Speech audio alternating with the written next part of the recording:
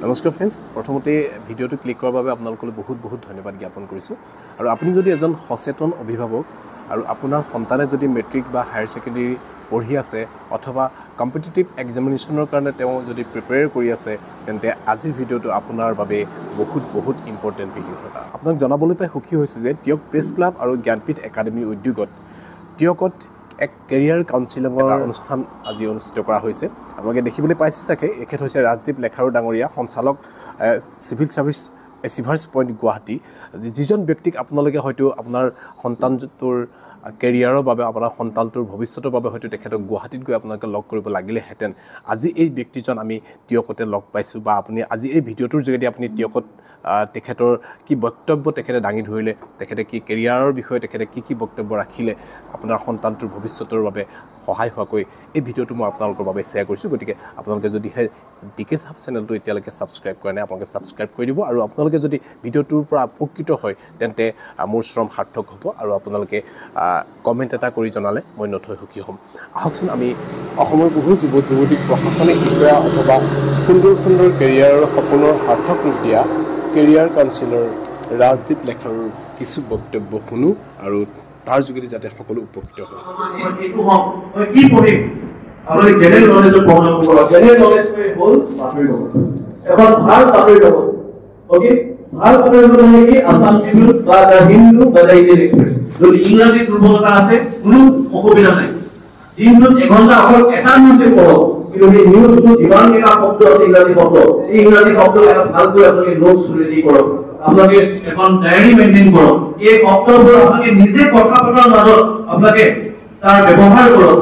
আনজনক শিকাওক, আনজনক শিকক। এই কথাখিনি আপোনালোকে এটা কিছুমান ক্লাব গঠন কৰিব পাৰে, যে ইংলিছ স্পিকিং ক্লাব বা কমিউনিকেশ্যন স্কিলছৰ ক্লাব বা কম্পিটিটিভ এক্সাম ক্লাব। আপোনালোকে নিজে সেইটো ইনিচিয়েটিভ লওক। আপোনালোকৰ প্ৰতিষ্ঠানৰ, আপোনালোকৰ একাডেমিৰ ছাৰসকলক কওক যে ছাৰ, আমি এই ক্লাবটো গঠন কৰিব বিচাৰিছোঁ। আৰু ইয়াত আমাৰ যোৰহাট জিলাতে মোৰ ছাত্ৰী আছে, এছিষ্টেণ্ট কমিছনাৰ পোষ্টেড আছে। আপোনালোকৰ ওচৰৰ জিলাত গণেশ চন্দ্ৰ এছিষ্টেণ্ট কমিছনাৰ ACS পোষ্ট আছে, মোৰ ছাত্ৰ হয়। মই তেওঁলোকক কৈ দিম যে কেতিয়াবা তোমালোক জ্ঞানপীঠ একাডেমীত থোৱা, দেওবাৰ দিন এটা 2 ঘণ্টা আমাৰ মৰমৰ ছাত্ৰ ছাত্ৰীসকলৰ সময় দিয়া। তেওঁলোক নিশ্চয়ভাৱে আহিব মই ক'লে, ছাৰ বাইদেউসকলে মাতিলেও তেওঁলোকে আহি পেলাই ইয়াত উপস্থিত হৈ আপোনালোকৰ মাজত কথা পাতিব। গতিকে কথাটো হ'ল যে আপোনালোকে প্ৰথম নিজৰ ফালৰ পৰা ইচ্ছা প্ৰকাশ কৰিব লাগিব আৰু আত্মবিশ্বাসটো থাকিব লাগিব। ঠিক আছে, ইয়াৰ লগতে আপোনালোকে যে মই কণ্টিনিউ যদি কৰিব বিচাৰো, যে যিটো পৰীক্ষা দিব বিচাৰিছে তাৰ ৱেবছাইটটো চাব, তাৰ প্ৰিভিয়াছ কুৱেশ্যনছখিনি চাব। ইয়াত আপোনালোকে এটা যদি হোৱাটছএপ গ্ৰুপ বনাই দিয়ে, এই হোৱাটছএপ গ্ৰুপটোত আমি যোগদান হৈ পেলাই তাত আপোনালোক কিছুমান লিংক দি থাকিব না ডেইলি বেচিছ, যে আপুনি চাই পেলাই ভিডিঅ'খিনি চাই পেলাই আপুনি কি কৰিব পাৰিব, আপুনি শিকিব পাৰিব। আৰু এই বস্তুখিনি আপোনাক আগন্তুক সময়ত বহুত সহায় কৰিব। যদি আমি এইটো আৰম্ভণি কৰিব বিচাৰো ছাৰ, মই এটা কথা ক'ম যে আগন্তুক সময়ত জ্ঞানপীঠ একাডেমীৰ ফালৰ পৰা, কাৰণ তেওঁলোকৰ মোক এখন চাই পেলাই মোৰ এনেকুৱা লাগিছে যে ইয়াত বহু কেইজন চিনচিয়াৰ ল'ৰা ছোৱালী বহি আছে আৰু তেওঁলোকৰ জীৱনত কিবা এটা কৰিবলৈ ইচ্ছা আছে। গতিকে মই 10জন ছাত্ৰ ছাত্ৰী জ্ঞানপীঠ একাডেমীৰ আমাৰ CSAPIS একাডেমীৰ ফালৰ পৰা স্পন্সৰ কৰিব বিচাৰিছো। আৰু তেওঁলোকক বিনামূলীয়াকৈ তেওঁলোকৰ 21 বছৰ বয়সলৈকে UPSC আৰু APSC কাৰণে আৰু হয়তো SSC বা CDS বা NDA পৰীক্ষাৰ কাৰণে আমি তেওঁলোকক গাইডেন্স প্ৰভাইড কৰিম অনলাইনৰ মাধ্যমৰ যোগেদি। আৰু এই কৰ্মটো কৰিব যাওঁতে এতিয়া 10জন ছাত্ৰ ছাত্ৰী কোন হ'ব, কাৰণ আমি সকলোকে দিলে কি হ'ব, তাৰ ভেলুটো কমি যাব। অ'কে, কাৰোবাৰ ইচ্ছা আছে নে পঢ়াশালিৰ বিষয় হ'ব বা IAS মানে কি মই বুজি পোৱা নাই। IPS অফিচাৰ দেখিছা কাৰোবাৰ, কোনোবা আছে নেকি IPS অফিচাৰ, কোনোবা কাৰোবাক চিনি পোৱা হ'ল? জিলাখনৰ কেনেকুৱা ধৰণে জিলাখনৰ DC অফিচলৈ যাবা বা কেতিয়াবা SP অফিচলৈ যাবা, তোমালোকৰ যোৰহাট জিলাৰ হওক বা শিৱসাগৰ জিলাৰ হওক, কেতিয়াবা তোমালোকৰ প্ৰিন্সিপাল ছাৰ হ'লে বা টিয়ক প্ৰেছ ক্লাবৰ সকলো সদস্যসকলে তোমালোক লৈ যাব পাৰিব। তাত গৈ তেওঁলোকক এক্সপ'জাৰটো দিলে খুব ভাল হ'ব। তেওঁলোকে দেখা পাব লাগিব যে SP জন কোন হয়, SP জনৰ পাৱাৰ কিমান আছে, বা SP জনৰ পৰিৱেশটো কি হয়, বা DC জনৰ পৰিৱেশটো কি হয়, তেওঁলোকে কি কাম কৰিব পাৰে, তেওঁলোকৰ ৰেছপন্সিবিলিটিজ কিমানখিনি আছে। হয়তো তোমালোকে আজি ইচ্ছা প্ৰকাশ কৰা নাই, কিন্তু যিদিনাখনে এই পৰিৱেশটো দেখা পাবা, প্ৰায় যিদিনা কেইবাজনো ছাত্ৰ ছাত্ৰী হয়তো ইচ্ছা যাব থাকিব পাৰে যে অকে মই এজন ডিচি হ'বলৈ মোৰ মন গৈছে, এজন আইএছ অফিচাৰ হ'বলৈ মন আছে, বা এজন এচিএছ অফিচাৰ আছে, বা এজন এছপি বা ডিএছপি হ'বলৈ ইচ্ছা আছে। গতিকে বাজিনাখনে তেখেতে যে ক'লে যে ডক্টৰ হ'বলৈ ইচ্ছা আছে, কিন্তু সেই হ'বলৈ ইচ্ছা থকাৰ পিছত আমি বহি থাকিলে নহ'ব, আমি আজিৰ পৰাই কৰ্ম কৰিব লাগিব। মই যেনে ক'লো যে দিল্লীত মই যদি ইউপিএছচি কাৰণে পঢ়াই আছিলো, আমাৰ শ্ৰেণী কোঠাবোৰত ক্লাছ 8 9 10 পৰা 11 12 ছাত্ৰ ছাত্ৰী আহি পেলাই তেওঁলোকে তাত বহি থাকে, তেওঁলোকে এই সময়ৰ পৰা আৰম্ভণি কৰে। হয়তো আজি তাৰিখত আপুনি গম পায় যে ক্লাছ 6 পৰা গুৱাহাটীত কিছুমান বিদ্যালয় আছে, সমূহ আছে, তেওঁলোকে ক্লাছ 6 পৰাই ইঞ্জিনিয়াৰিং মেডিকেলৰ কাৰণে তেওঁলোকক কি কৰাইছে, পাঠদান দিছে এক্সট্ৰা। গতিকে মই আগন্তুক সময়ত এইটো বিচাৰিম যে ইয়াতো যদি হৈছে তো খুব ভাল কথা, যদি নাই হোৱা আমি আৰম্ভণি কৰিবলৈ পাৰোঁ যে ক্লাছ 6 পৰা নহ'লে ক্লাছ 8 পৰা যে 11 12 সময়ত যে JEE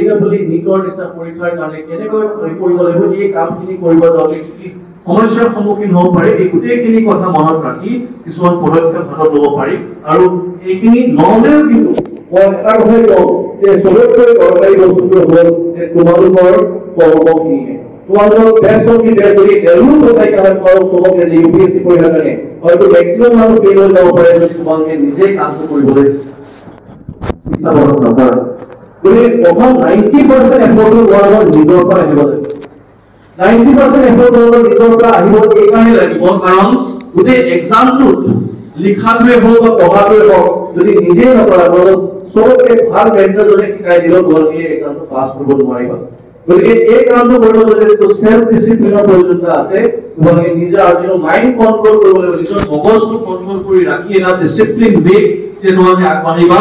এইখিনি কৰিব যাতে মই কোৱাৰ নিচিনা আকৌ এবাৰ কৈছো, এটা কষ্ট ৰিপিটেশ্যন যে নিজকে চেলেঞ্জ কৰিব হ'লে যে মই যদি এই কামটো কৰিব পাৰিম নে নোৱাৰিম, আৰু যদি নোৱাৰো মই আকৌ আনক দুখ দি লাভ নাই যে মোৰ মা দেউতাই মোক সহায় কৰা নাছিলে, মা দেউতাই মোক পাঠটো দেখাই দিয়া নাছিলে, বা মোক ছাৰ বাইদেউসকলে মোক কেতিয়াও কোৱা নাছিলে, বা মোৰ বন্ধু বান্ধৱীৰ কাৰণে মই এই এক্সামটো পাছ কৰিব নোৱাৰিলো। আমি হ'লে আনক দুখ দিওঁ কিন্তু নিজক কেতিয়াও দুখ দিবলৈ আমি নিশিকো। কিন্তু আমি যদি জীৱনৰ বিফলতা লাভ কৰো তেতিয়াহ'লে কিন্তু আমি দুখটো নিজক দিব লাগিব। আমি শিকিব লাগিব যে আমি কিয় ভুল কৰিলো আৰু আমি এই ভুলটো নকৰাকৈ আমি কেনেকৈ আগবাঢ়িব পাৰিলো হয়, বা আমি কিখিনি কাম নকৰিলে আমি সফলতা লাভ কৰিব পাৰিলো হয়, এই কথাখিনি আমি নিজে ভাবি চোৱাটো অতিকৈ প্ৰয়োজনীয়তা আছে। ইয়াত প্ৰত্যেকবাৰ মই যেতিয়া জীৱনত ফেইল কৰিছো প্ৰত্যেকবাৰে নিজক প্ৰশ্ন কৰিছো যে মই কিয় কৰিব নোৱাৰিলো আৰু মই কি কৰিব পাৰিলো হয়। কাৰণ আমি এই জীৱনটোত যেতিয়া আহিছো আমি কেইটামান প্ৰশ্ন সদায় নিজকে সুধিব লাগে যে মই ক'ৰ পৰা আহিছো, মই ক'লৈ আহিছো, মই কাৰ বাবে আহিছো আৰু মই ক'ত যাব বিচাৰিছো। আজি যদি মই নিজৰ কথা কওঁ যে মই ক'ৰ পৰা আহিছো, মই গুৱাহাটীৰ পৰা আহিছো, মই ক'লৈ আহিছো, মই জ্ঞানপীঠ একাডেমীলৈ আহিছো, মই কিয় আহিছো, মোক কিয় প্ৰেছ ক্লাবে মাতিছে, কিন্তু মোক অকল কিয় প্ৰেছ ক্লাবে মতাৰ কাৰণে আহিছো নেকি, মই আহিছো মোৰ নিজৰ কাৰণে। কিয় আহিছো মোৰ নিজৰ কাৰণে? কাৰণ মই জানো মই ইয়াত আহিলে মই কিছুমান ছাত্ৰ ছাত্ৰী লগ পাম আৰু এই ছাত্ৰ ছাত্ৰীৰ মনৰ কথা মই গম পাম, আৰু এই ছাত্ৰ ছাত্ৰীৰ যি সপোন আছে সেই সপোনটো পূৰ্ণ হওঁতে হয়তো মই ক'ৰবাত 0.1% কণ্ট্ৰিবিউট কৰিব পাৰো, আৰু সেই বস্তুটোৱে মোক আত্মসন্তুষ্টি দিব, আৰু মই আত্মসন্তুষ্টি পাম বাবে মই ইয়াত আহিছো। মই কাৰ বাবে আহিছো? মই আপোনালোকৰ কাৰণে আহিছো, লগতে নিজৰ কাৰণে আহিছো। আপোনালোক উপকৃত হ'লে জ্ঞানপীঠ একাডেমী উপকৃত হ'ব, গোটেই অঞ্চল উপকৃত হ'ব, যোৰহাট জিলা উপকৃত হ'ব, অসম ৰাজ্যখন উপকৃত হ'ব, আৰু ভাৰতবৰ্ষ দেশখন উপকৃত হ'ব যদি আপোনালোকে কিবা এটা ভাল কৰ্ম কৰি কণ্ট্ৰিবিউট কৰিব পাৰি ইকনমিকেলি বা ছ'চিয়েলি। জানান মহোদয়ৰ কথা যদি আমি ক'বলৈ যাওঁ, তেওঁ এটা খুব ডাঙৰ পৰিয়ালৰ পৰা আহে, তেওঁ বহুত আমি কথা পাতি আছিলো, তেওঁ সমাজ কৰ্ম কৰি পেলাই তেওঁ বহুতক আনক সহায় কৰি আহিছে, তেওঁ এটা নিজৰ পৰিচয় আছে। কিন্তু তেওঁ কিয় কৰিব পাৰিছে? কাৰণ তেওঁ এটা সময়ত কষ্ট কৰিছে, তেওঁ এটা সময়ত নিজকে ডিচিপ্লিন ৰাখি পেলাই আগবাঢ়ি গৈছে। ঠিক তেনেদৰে মঞ্চত উপস্থিত থকা প্ৰত্যেকজন মানুহে একোটা সময়ত কষ্ট কৰি আহিছে। গতিকে নিজৰ পৰিচয়টো যে তোমালোকে বনাবলৈ কৰিবলৈ সাজু হৈছা, প্ৰথম ষ্টেপটো দিবলৈ আগবাঢ়িছা, গতিকে নিজকে প্ৰথম চেল্ফ ডিচিপ্লিন কৰা। আৰু ইয়াত যেতিয়া মই আহিছো তোমালোকৰ কাৰণে, তোমালোক যেতিয়া উপকৃত হবা, কিন্তু যদি তোমালোক এই কথাখিনি আজি শুনি যদি পাহৰি গৈ কিবা এটা যদি বেয়া কাম কৰা, আজি নহলেও কেতিয়াবা যদি আগন্তুক সময়ত যদি কিবা বেয়া কামত লিপ্ত হৈ পৰা, ঠিক তেনেদৰে তোমালোকৰ অকল নিজৰ পৰিচয়টোৱে বেয়া নহয়, তোমালোকৰ পঢ়ি থকা অনুষ্ঠানখনৰ নাম বেয়া হ'ব। জ্ঞানপীঠে ক'ৰ ছাত্ৰ আছে, ক'ৰ ছাত্ৰী আছিলে যোনে কামটো কৰিলে? জ্ঞানপীঠ একাডেমীৰ ছাত্ৰ আছিলে, ছাত্ৰী আছিলে। কাৰ ঘৰৰ ল'ৰা ছোৱালী? অমুকৰ ঘৰৰ ল'ৰা ছোৱালী, তোমালোকৰ মা দেউতাৰ ল'ৰা ছোৱালী, সেই গাঁওখনৰ নামো বেয়া হ'ব। গতিকে তোমালোকে যিটো কামেই কৰা অকল তোমালোকৰ লগতে সীমিত হৈ নাথাকে। তোমালোকে তোমালোকৰ পৰিচয়টো দাঙি ধৰিছা, তাৰ লগতেই দাঙি ধৰিছা তোমালোকৰ একাডেমী, তোমালোকৰ ঘৰৰ পৰিয়ালৰ, তোমালোকৰ গাঁওখনৰ, তোমালোকৰ ৰাজ্যখন। তোমালোকে যদি কিবা বেয়া কাম কৰা, তোমালোকৰ মা দেউতাৰ কি ভুল আছিলে, বা তোমালোকৰ মা দেউতাই ইমান কষ্ট কৰি তোমালোকক জন্ম দি পেলাই তোমালোকক ডাঙৰ দীঘল কৰি তোমালোকক এটা পৰিৱেশ দিছে, তেওঁলোকৰ কি ভুল আছিলে যে তেওঁলোকে তোমালোকে বেয়া কাম কৰাৰ কাৰণে তেওঁলোকে লাজ পাবলগীয়া হ'ব, লগা হ'ব সমাজৰ আগত। গতিকে খুব দৰকাৰী কথা এইটো যে নিজকে চিনচিয়াৰ কৰি আগবাঢ়িবলৈ জীৱনত এটা খুব প্ৰয়োজনীয় দৰকাৰ আছে। আৰু আজিৰ তাৰিখত যদি আমি নিজৰ জাতি জনগোষ্ঠীৰ কথা পাতিবলৈ যাওঁ, আমাৰ জাতি আৰু জনগোষ্ঠীৰ বহুতখিনি এটা বেয়া বিপদৰ সময়ত আমি আগবাঢ়িবলৈ সাজু হৈছো। ইয়াত আমি নিজকে মজবুত কৰি তুলিব লাগিব একোজন দিশত, আৰু প্ৰত্যেকটো দিশত আমাক ৰিপ্ৰেজেন্টেশ্যন লাগিব। তোমালোকে IIT লৈ যদি কানেক্ট কৰা, তোমালোকে ভাবিছা নেকি যে আমি নোৱাৰিম? IIT দিল্লী বা IIT হায়দৰাবাদ বা IIT ৰুড়কি হওক, IIT গুৱাহাটী হওক, বা GMC গুৱাহাটী মেডিকেল কলেজ হওক, যোৰহাট মেডিকেল কলেজ হওক, বা আসাম মেডিকেল কলেজ হওক, বা শিলচৰ মেডিকেল কলেজ হওক, যদি নহওক তোমালোকৰ নিজৰ নাম ভৰ্তি কৰিবলৈ যদি ইচ্ছা আছে, বা যদি UPSC APSC নাম ভৰ্তি কৰিবলৈ ইচ্ছা আছে, বা তোমালোকে যদি SSC পৰীক্ষা, CTS, NDA নিচিনা পৰীক্ষাত উত্তীৰ্ণ হ'বলৈ তোমালোকৰ ইচ্ছা আছে, তেতিয়াহ'লে তোমালোকে প্ৰথম কথা নিজৰ সিলেবাসখন ভালকৈ চোৱা। ওকে, যদি মই বিশেষকৈ এজন IAS অফিচাৰ হ'বলৈ কেনেকৈ তোমালোকে পাৰা, যদি আমি কিছুমান 5-10 মিনিট কথা পাতিব বিচাৰো, যে প্ৰত্যেকজন মানুহ ডেফিনেটলি সাকসেস হ'ব নোৱাৰি UPSC বা APSC নিচিনা এটা কঠিন পৰীক্ষা। UPSC বা APSC নিচিনা এটা কঠিন পৰীক্ষা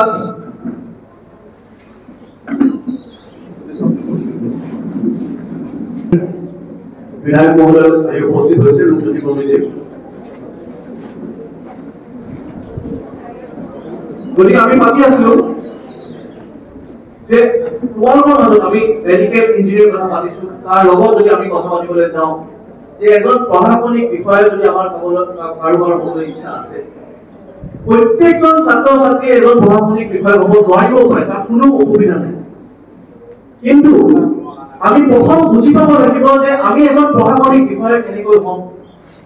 যোৱা 8 বছৰ সময়ত অসমত বিভিন্ন জিলাত ছাত্ৰ ছাত্ৰীসকলক যেতিয়া বিভিন্ন পাঠদানৰ ব্যৱস্থা কৰি আহিছো, এই পাঠদান ব্যৱস্থা কৰি আহোঁতে বহু ছাত্ৰ ছাত্ৰীয়ে 90% ছাত্ৰ ছাত্ৰীয়ে ফেইল কৰিছে UPSC বা APSC।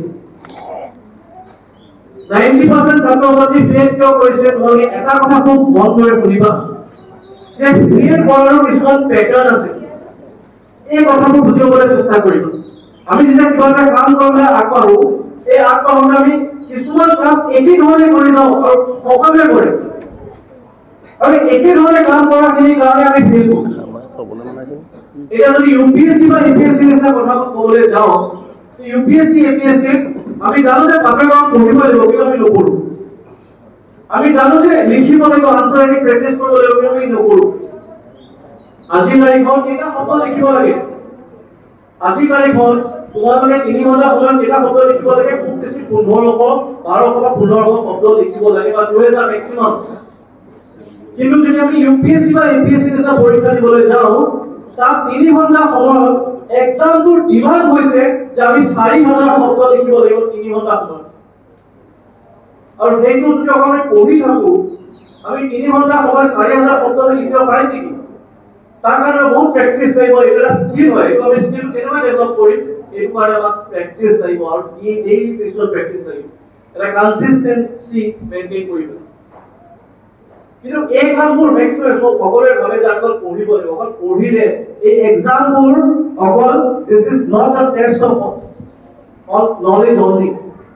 ইয়াত অকল তোমালোকৰ জ্ঞানটোৱে টেষ্ট কৰা নহয়, ইয়াত তোমালোকৰ গোটেই পাৰ্চনেলিটিটো টেষ্ট কৰা হ'ব। গতিকে নিজৰ পাৰ্চনেলিটিটো কেনেকৈ গঢ়ি তুলিব লাগিব, যে এজন IAS অফিচাৰ নিচিনা কেনেকৈ বিহেভ কৰিব, আৰু তোমালোকৰ উত্তৰটোৱে ৰিফ্লেক্ট কৰিব যে তোমাৰ চিন্তা ধাৰণা কেনেকুৱা, তুমি কেনেকৈ চিন্তা কৰা যিকোনো এটা টপিকত। তোমাৰ কিমান স্ট্ৰাকচাৰ ৱে তুমি চিন্তা কৰিব পাৰা তোমাৰ উত্তৰটো পঢ়িলে যিজনে চেক কৰিব বহিখন তেওঁ বুজি পাব যে এই মানুহজন এজন আইএছ অফিচাৰ বা এছিএছ অফিচাৰ হ'ব পাৰিব নে নোৱাৰে মোৰ ছাত্ৰী আছে ইয়াতে যোৰহাট ডিষ্ট্ৰিক্ট কমিশনাৰ শিৱসাগৰ মোৰ ছাত্ৰ এজন আছে গণেশ মই তেওঁলোকক কেতিয়াবা ইয়াত আহি পেলাই তোমালোকক তেওঁলোকৰ অভিজ্ঞতা ক'বলৈ কম যে তেওঁলোকে কেনেকৈ প্ৰেক্টিচ কৰিছিলে আৰু তোমালোকৰ বয়সৰ পৰা যদি তোমালোকে আৰম্ভণি কৰা অলপ সকলো নিউজ পেপাৰ পঢ়াৰ পৰাই যদি আৰম্ভ কৰা জ্ঞানপীঠ একাডেমি যদি প্ৰথমবাৰৰ বাবে যোৰহাট জিলাত নিউজ পেপাৰ ক্লাব গঠন কৰিব পাৰোঁ আমি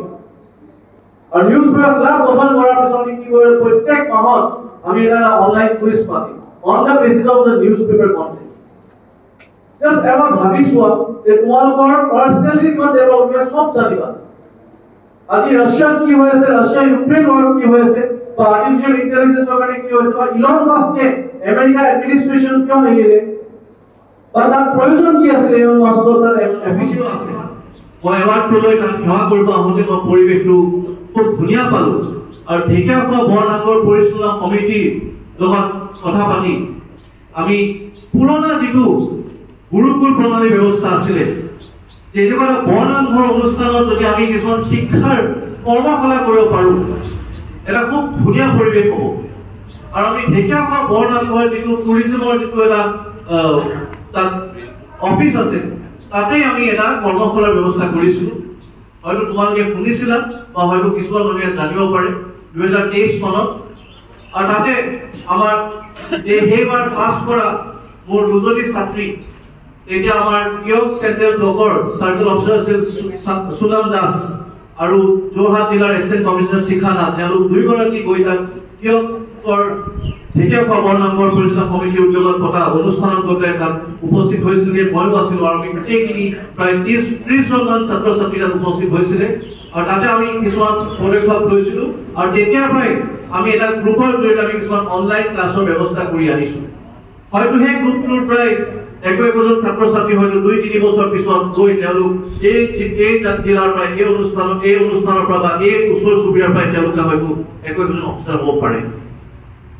ঠিক তেনেধৰণে তোমালোকেও যিটো কেৰিয়াৰে বাছি ল'বা হয়তো তোমালোকে যদি ছিংগাৰ হ'বলৈ ইচ্ছা আছে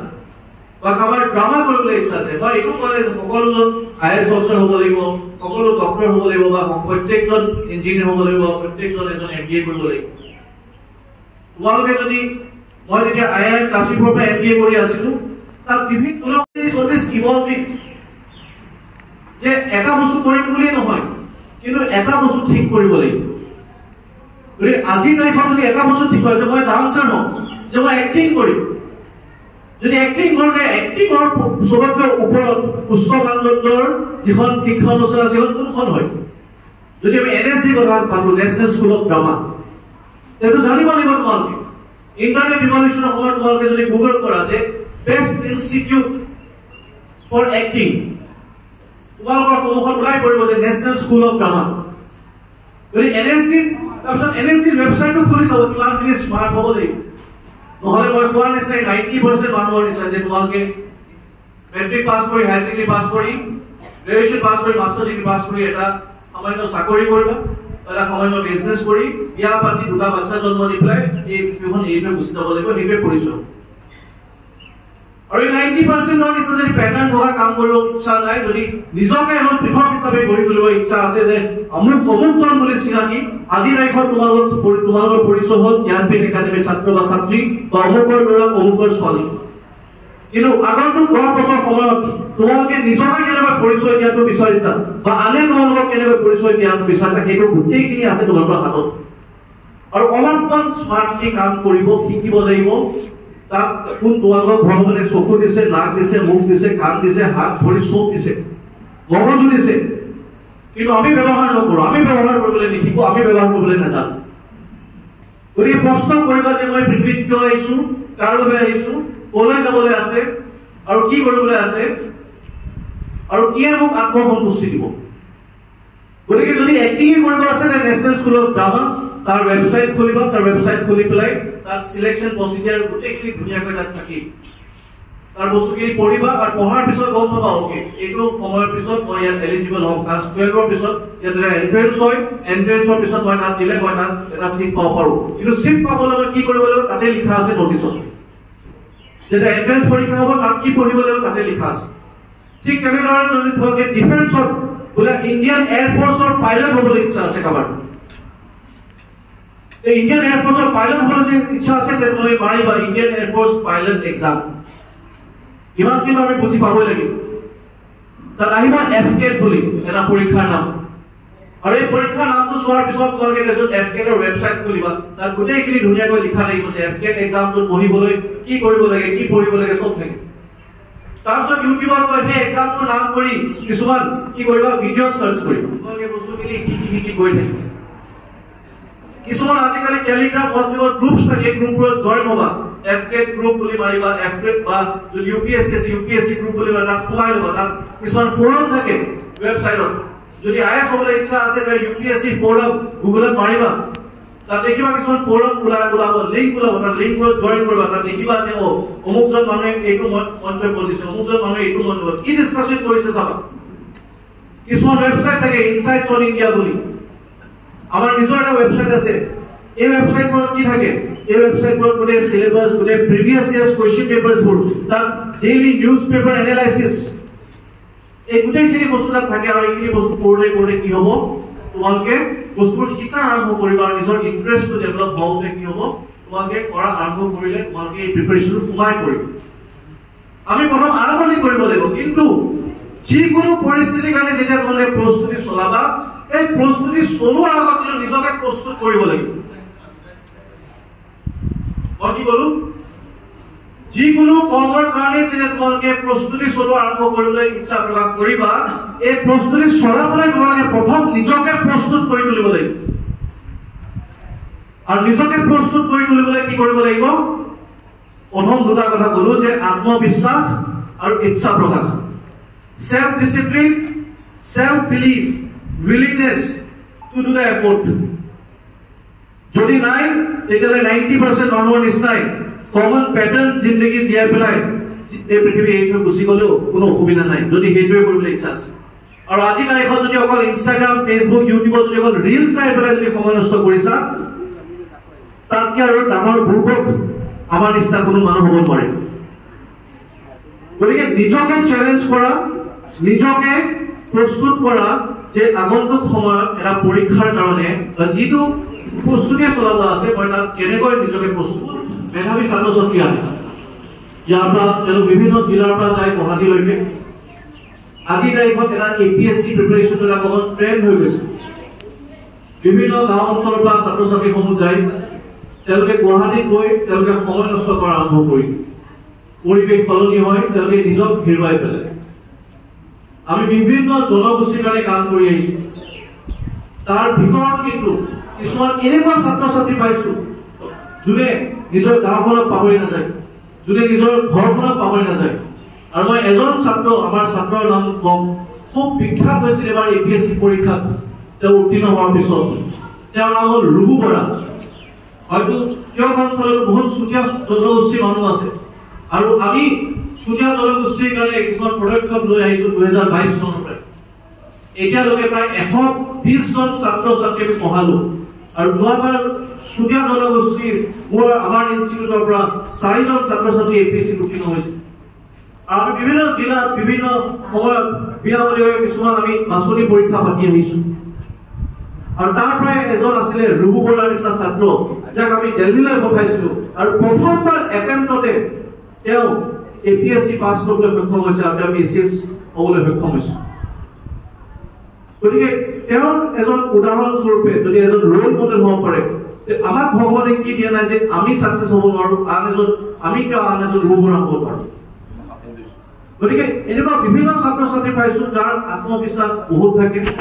যিসকলৰ সেলফ বিলিভ বহুত থাকে উইলিংনেছ থাকে কিন্তু সদায় কাম কৰি যাব লাগে যিটো কেৰিয়াৰতে আমি কাম ইচ্ছা প্ৰকাশ নকৰো সেই কেৰিয়াৰটোৰ ওচৰ চাপিবলৈ কাষ চাপিবলৈ আমি তাৰ কাৰণে সদায় 1% কাম কৰি আগুৱাই যাব লাগিব আৰু আমি সদায় নিজকে প্ৰশ্ন কৰিব লাগিব যে মই যোৱাকালিতকৈ আজি মই কিমান ইমপ্ৰুভ কৰিলো আমি অকল কষ্ট কৰিলে নহ'ব, আমি অকল এফৰ্ট কি কৰিলে নহ'ব, আমি এফৰ্টৰ লগত আমাৰ এফৰ্টখিনি আমাৰ পাৰফৰ্মেন্সত কনভাৰ্ট হৈছে নাই, আমি কেনেকৈ চাম। যিটো তোমালোকে এডপ্ট কৰিবা সেইটো কেনেকৈ পঢ়বা, চবতকৈ প্ৰয়োজন বস্তুটো কি হয়, কি কৈছিলো মই, নিউজ পেপাৰ পঢ়িবানে, পঢ়িব নিউজ পেপাৰ।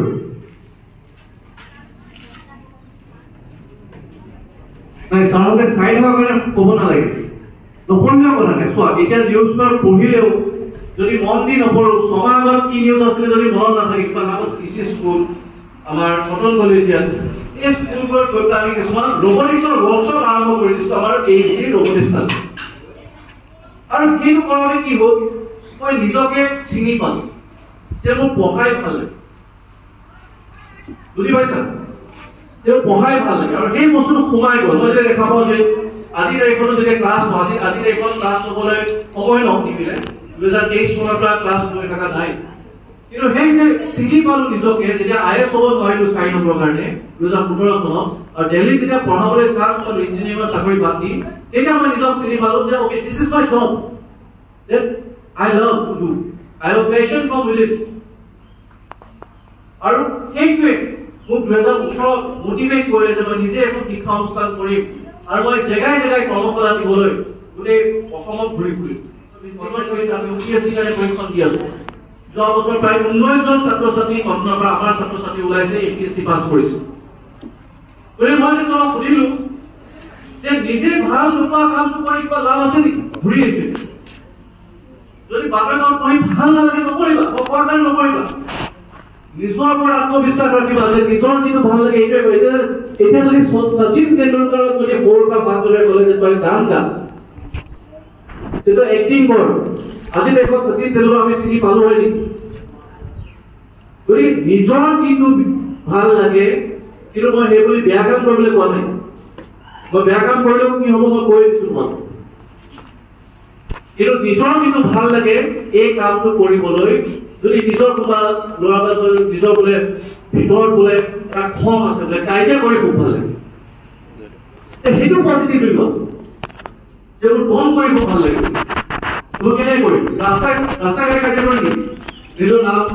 মান সন্মান, নিজৰ স্কুলখনৰ, নিজৰ একাডেমীখনৰ, নিজৰ ঘৰখনৰ, নিজৰ পৰিয়ালটোৰ, নিজৰ গাঁওখনৰ, নিজৰ ৰাজ্যখনৰ নাম বেয়া কৰে নেকি মোৰ লগত, নকৰো। এই বক্সিং ক্লাব জইন কৰিম আৰু এজন ইণ্টাৰনেশ্যনেল বক্সাৰ হ'বলৈ নিজকে চেলেঞ্জ কৰিম। আজি দেখোন এইটো বয়স আছে যে মই এজন ইণ্টাৰনেশ্যনেল বক্সাৰ হ'ব পাৰিম, বা কাৰাটে টাইকাণ্ডো জইন কৰিম, নিজকে ব্লেক বেল্ট কৰোৱা, নিজকে চেলেঞ্জ কৰা, যিটোৱে ভাল লাগে, যিটো ষ্টেপলে ভাল লাগে, যিটো দিশলে ভাল লাগে, এই কামটোত পজিটিভলি কি কৰিব পৰা তোমালোকে এইটো বিচাৰিব আৰু এইটোৰ প্ৰতি তোমালোকে কাম কৰি আগুৱাই যাবলৈ চেষ্টা কৰিবা। আৰু জীৱনত বিফলতা পালেও হাৰ মানিব নালাগে, কাৰণ হয়তো সেইটোত তোমালোকৰ ফিউচাৰ নাই, নাছিলে কেতিয়াও, নেক্সট ষ্টেপটোত আগবাঢ়িবলৈ এক্সপ্ল'ৰ কৰিলে। মই বিভিন্ন ক্ষেত্ৰত এক্সপ্ল'ৰ কৰিছোঁ। মই কৈছোঁ I am an example of failure, I am not an example of successful person. মই অসমত যেতিয়া ঘূৰি আহিলোঁ 2017 লাষ্টত, প্ৰথম আহি পেলাই মই ভাবিছিলোঁ যে এটা এগ্ৰিকালচাৰেল কোম্পানী আৰম্ভ কৰিম। প্ৰথম আহি পেলাই যেতিয়া ইয়াত দিল্লী চেলিত, বেংগলোৰ চেলিত থাকোঁতে যেতিয়া দেখিছোঁ বা আমেৰিকাতো যেতিয়া দেখিছোঁ যে কিছুমান 5-star হোটেল, ডাঙৰ ডাঙৰ ফুড চেইনবোৰত কি হয়,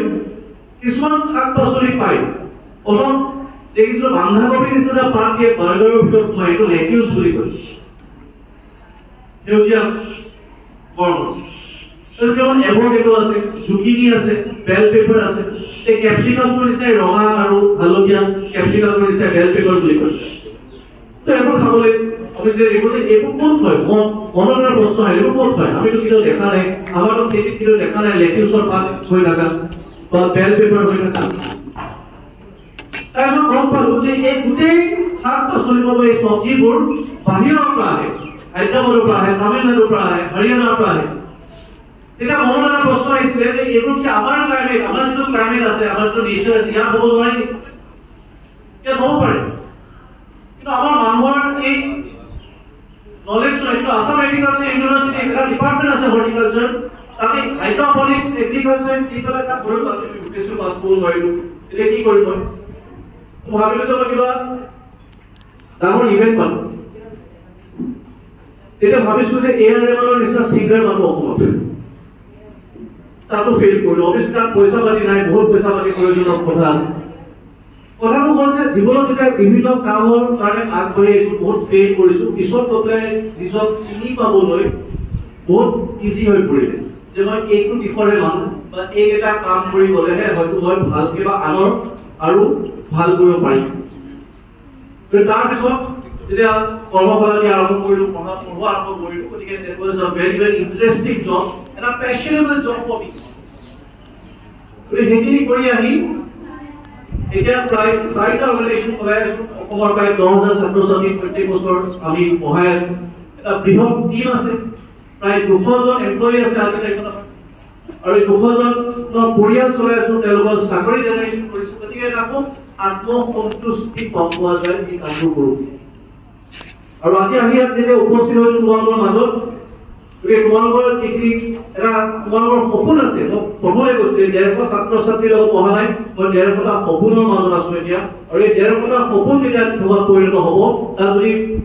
মই কৈছোঁ যদি 0.1% কন্ট্ৰিবিউশন থাকে তো মোৰ তাতে সফলতা বুলি মই তাক ভাবিলো গতিকে আৰু খুব বেছি দীঘলীয়া নকৰো আমাৰ মাজত বিধায়ক মহোদয় আছে আৰু আনৰ মনত কেনেকৈ সোমাবা যে মোৰ ডাঙৰ কাম কৰিব নালাগে কাৰো ক্ষতি নকৰিবা কেতিয়াও আনক উপকৃত কৰিবলৈ নিজৰ ক্ষমতা বেচিছত যিমানখিনি পাৰা কৰিবলৈ চেষ্টা কৰিবা আৰু যিদিনাখন এই পৃথিৱীখন এৰি থৈ যাবা এটা এম ইন লাইফ এইটোৱে হ'ব লাগে যে আজিৰ তাৰিখত ছ'চিয়েল মিডিয়াত ফেচবুকৰ পেজখনত বা ইনষ্টাগ্ৰামৰ পেজখনত চিম্পলি RIP বুলি লিখি যাতে এৰি নিদি আজিৰ তাৰিখত মানুহৰ তাত ইমানো সময় নাই যে RIP টো ফুল ফৰ্মত লিখিবলৈ সময় নাই ৰেষ্ট ইন পিছ যে আত্মাটো পিছত থাকক অকল 3টা শব্দলৈকে আহিব যে মানুহৰ সময় নাই কিন্তু এতিয়া তো তোমালোকে নাভাবিবা যে তোমালোকে মনত ৰাখিব কোনোবাই আৰু যদি 90% পেটাৰ্ণ কামে কৰা যদি বেয়া কাম কৰিলে তো আৰু তোমালোকে গালি দিব মৰাৰ পিছত গতিকে অকল RIP জানে তোমালোকে পৰিচয় নিদিয়া যে মৰাৰ পিছত যে মানুহৰ মনত ৰাখি কিবা ভাল কাম কৰা গতিকে সেইটো যদি এম ইন লাইফ হয় তেতিয়াহ'লে চিন্তা কৰিবলৈ নাথাকে তোমালোকে নিজে একো একোজন নিজৰ গাইড হৈ পেলাই ধুনীয়াকৈ জীৱনটো উদযাপন কৰিব পাৰিবা মই আশা কৰিছো আৰু কিবা যদি প্ৰশ্ন থাকে মোৰো যদি পাৰ্চনেল কাৰ্য থাকিব বিচাৰা মই ফোনত বেছি এভেইলেবল নাথাকো ইনষ্টাগ্ৰামত এটা একাউণ্ট আছে ৰাজদীপ লেখাৰু মোৰ নামত তাতে তোমালোকে মেছেজ কৰিব পাৰিব মই তাতে ৰিপ্লাই দিম যিয়ে প্ৰশ্ন থাকে কেৰিয়াৰ ৰিলেটেড তোমালোকে মোৰ একাউণ্টটোত মেছেজ কৰিব পাৰিবা ফোনত মই ইমান এভেইলেবল নাথাকো চ' মেছেজ কৰিলে মই তাত ডেফিনেটলি ৰিপ্লাই কৰিম 24 ঘণ্টা সময়ৰ ভিতৰত আৰু যি প্ৰশ্ন আহে যদি কেতিয়াবা কিবা কেৰিয়াৰ লৈ কিবা ডাউট হয় কিবা হয় এইটো কৰিব পাৰিবা আৰু মই আশা কৰিম যে আমি এটা এই ছাত্ৰ ছাত্ৰী যিসকল উপস্থিত আছে মই য়ং প্ৰেছ ক্লাবৰ সকলো সদস্যবৃন্দকো মই আহ্বান জনাম আৰু জ্ঞানপীঠ একাডেমীৰ ছাৰ বাইদেউসকলকো মই আহ্বান জনাম যে এটা নিউজ পেপাৰ ক্লাব গঠন কৰিম আৰু তোমালোক সেই নিউজ পেপাৰ ক্লাবটো হোৱাটছএপত তোমালোক সোমাই জড়িত হৈ পৰিবা আৰু তাতে আমি বিভিন্ন সময়ত বিভিন্ন আমি কিছুমান কন্টেন্ট দি যাম তোমালোকে পঢ়িবা সেই কন্টেন্টখিনি আৰু নিজৰ জেনেৰেল নলেজ হওক নিজৰ যিখিনি এক্সট্ৰা কাৰিকুলাৰ নলেজ ডেভেলপ কৰিবলৈ এইখিনি ডেভেলপ কৰি তোমালোকে এটা কেৰিয়াৰ আৰু যিকোনো কেৰিয়াৰৰ মই যদি প্ৰশ্ন কৰা তাৰ প্ৰশ্ন উত্তৰ আমি দিবলৈ চেষ্টা কৰিম আৰু যিয়ে সহায় লাগে আমি তাত সহায় কৰিবলৈ আমি আগবাঢ়ি আহিম গতিকে আৰু দীঘলীয়া নকৰি মই মোৰ ক'বলগীয়াখিনি সামৰণি মাৰিবলৈ ওলাইছো আগন্তুক অসমীয়া নৱবৰ্ষৰ আৰু ৰঙালী বিহুৰ সকলোকে মোৰ ফালৰ পৰা আন্তৰিক শুভেচ্ছা আৰু কৃতজ্ঞতা জ্ঞাপন কৰিছো thank you so much all the best জয় অসম